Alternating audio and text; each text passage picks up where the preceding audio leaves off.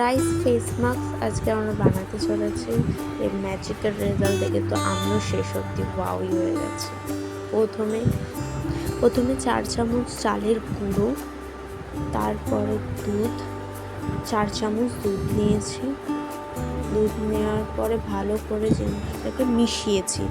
Mix করার পরে ভালো করে যতক্ষণ না চালের গুঁড়োটা হয়েছে, 1 চামচ তার মধ্যে তোমার মধু দিয়েছি। আমি যেহেতু অতটা মধু পছন্দ করি না, তো সেই কারণে আমি সামান্য একটুখানি মধু দিয়েছিলাম।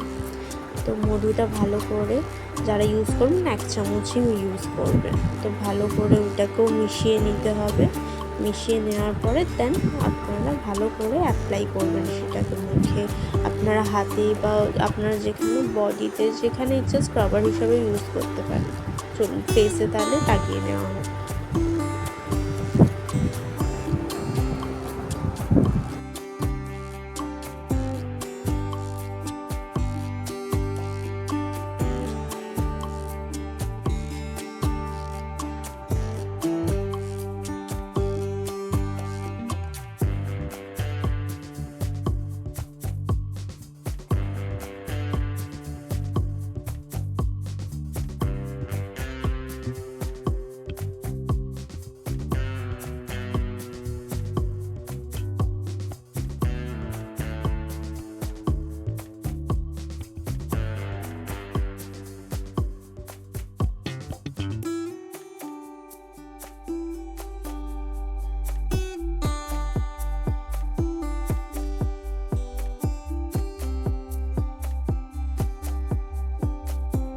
ফেসে ভালো করে অ্যাপ্লাই করে নেওয়ার পরে এটাকে 15 মিনিট এরকমভাবেই ছেড়ে দেবেন।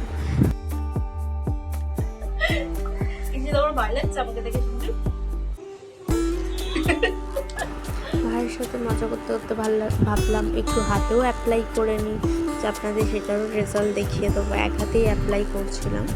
ভালো করে সেটাকে স্ক্রাব করে নেবেন 5 মিনিট মতো এরকমভাবে স্ক্রাব করে। তারপরে আপনি রেজাল্ট দেখতে পাচ্ছেন যে কতটা ডিফারেন্স দুটো হাতে। তো এইরকম যে আমি নিজেও শক হয়ে গেছি, কারণ আমি প্রথমবারই এটা ট্রাই করছি হাতে। আমার ভীষণ ভালো লাগলো এই হোম রেমেডিটা। আপনারাও পারলে ট্রাই করবেন সবাই। Bye bye.